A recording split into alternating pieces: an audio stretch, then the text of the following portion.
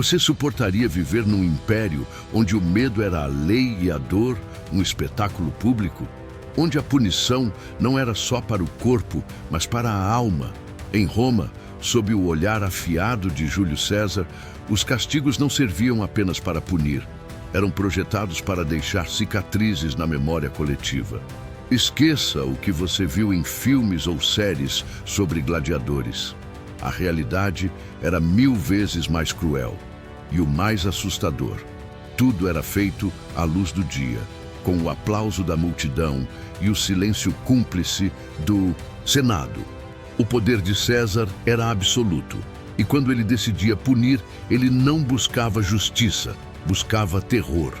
Este vídeo vai revelar os 5 castigos mais desumanos já ordenados por ele. O último é tão brutal que muitos historiadores simplesmente se recusaram a escrever sobre. E quando você ouvir, vai entender por quê. Começamos agora. Júlio César é celebrado por suas vitórias militares, reformas políticas e frases imortais. Mas o que os livros de escola não dizem é o que ele fazia longe dos discursos e perto das masmorras. Atrás da imagem do herói romano existia um homem meticuloso, frio, estrategista, que compreendia o medo como ninguém. César sabia que o império não era sustentado apenas por exércitos ou moedas de ouro. Era sustentado por silêncio, obediência e exemplo. Seus castigos eram pensados como espetáculos psicológicos. Não bastava eliminar o inimigo, era preciso desconstruí-lo publicamente, transformar sua queda num aviso visível, audível e memorável. Enquanto o povo aplaudia, ele ensinava, com dor. Neste vídeo, você vai conhecer 5 punições que ultrapassaram todos os limites da sanidade humana. E ao final, vai entender por que o verdadeiro terror de Roma não estava nos bárbaros, mas no próprio trono. Se esse conteúdo já te prendeu até aqui, imagine o que vem a seguir. Curte agora, se inscreve no canal e ativa o sino. Só os que enxergam além da história oficial vão ter acesso ao que Roma tentou esconder por séculos. O primeiro exemplo do sadismo, calculado de César, não envolvia sangue, mas humilhação pura. Um senador romano, acusado de conspirar contra ele, foi condenado a um destino ainda pior que a execução, a desonra pública irreversível. Nu, coberto por excrementos, com grilhões nos pés, ele foi forçado a marchar pelas ruas mais movimentadas de Roma, enquanto o povo cuspia, zombava e jogava lixo. Não houve julgamento. Não houve defesa. Havia apenas César observando, de longe, o povo fazer o trabalho sujo.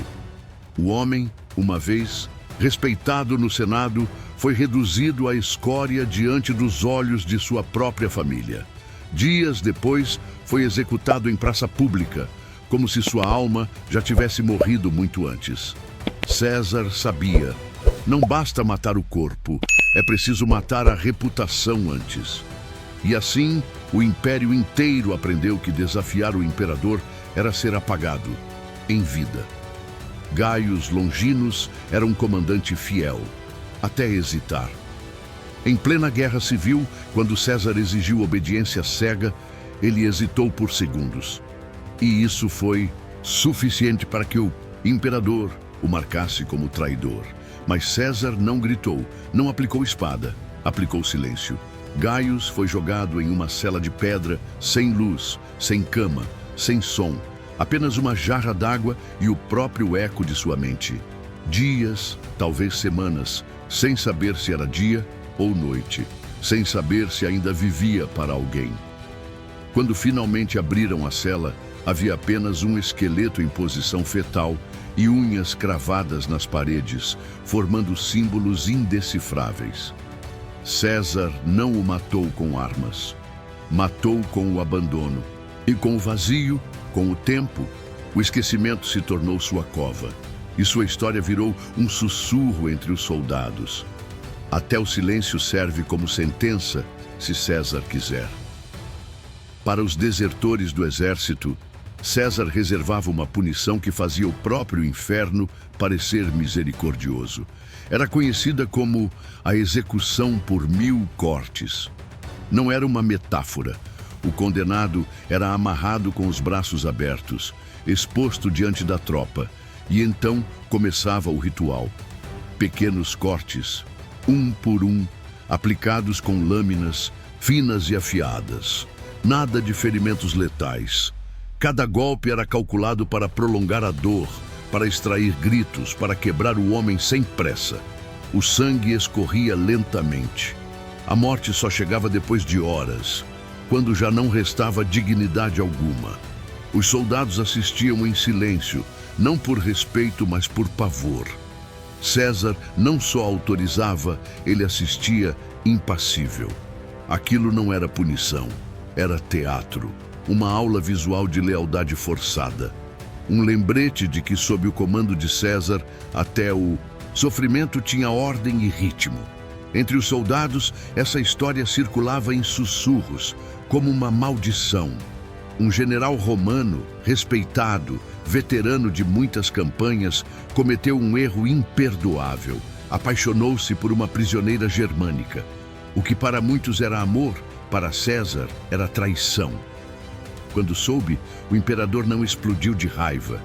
Sorriu e deu sua sentença: que fossem enterrados juntos, vivos, numa mesma cova rasa, em silêncio, sob a terra que antes juraram defender.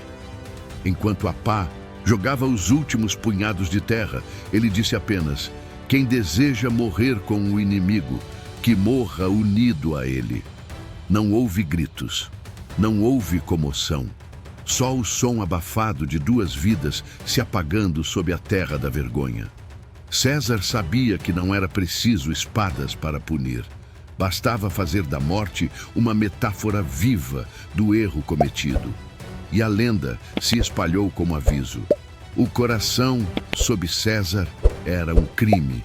Esse castigo foi tão monstruoso que muitos escribas se recusaram a registrá-lo.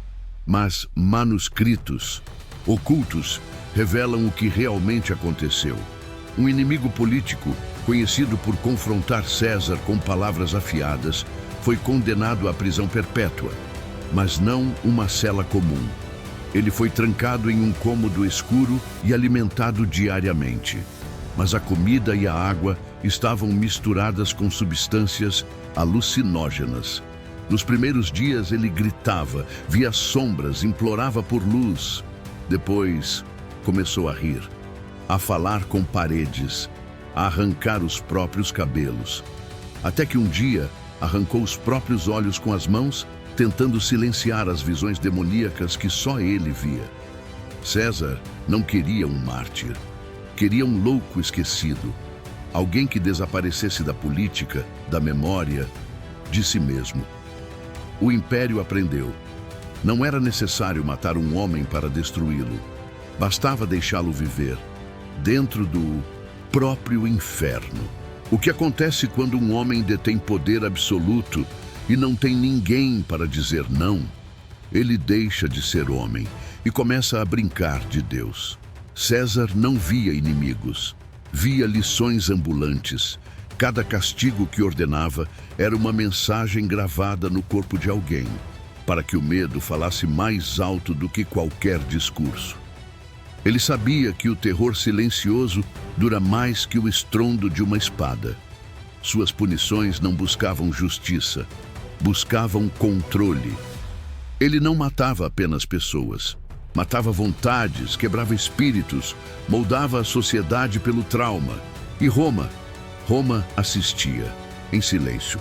Alguns por medo, outros por conveniência.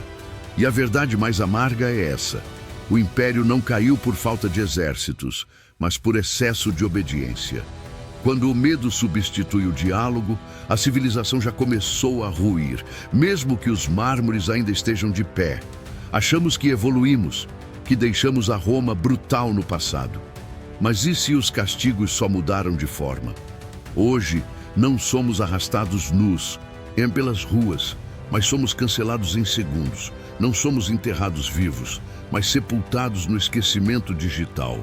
As prisões são mentais, as torturas são sociais, os imperadores vestem ternos, falam suave, sorriem nas câmeras, mas ainda exigem silêncio, ainda punem quem pensa diferente, ainda esmagam reputações para manter o controle. O que César fazia com correntes, hoje se faz com algoritmos. E o povo ainda assiste, ainda julga, ainda teme ser o próximo. A verdadeira pergunta não é se a história vai se repetir. Ela já está repetindo. A pergunta é: você vai perceber ou só vai notar quando for tarde demais? Agora que você ouviu tudo, seja sincero. Você suportaria viver sob o império de César? Onde um gesto mal interpretado podia te custar a honra, a sanidade ou a vida? Se essa história te sacudiu, compartilhe. Porque o silêncio só favorece os novos imperadores. Comente aqui embaixo. Qual desses castigos te marcou mais?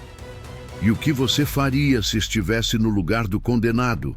Se você busca a verdade que os livros não contam, se inscreva agora. Porque nos próximos vídeos vamos expor os bastidores sombrios da Roma que o tempo tentou esconder. O que vem aí vai te mostrar que o império nunca morreu. Ele só mudou de rosto. Se esse conteúdo abriu seus olhos, retribua com um like e se inscreva. Cada clique seu ajuda essa verdade esquecida a alcançar mais pessoas. Juntos, podemos transformar conhecimento em poder e despertar quem ainda vive na ilusão do passado.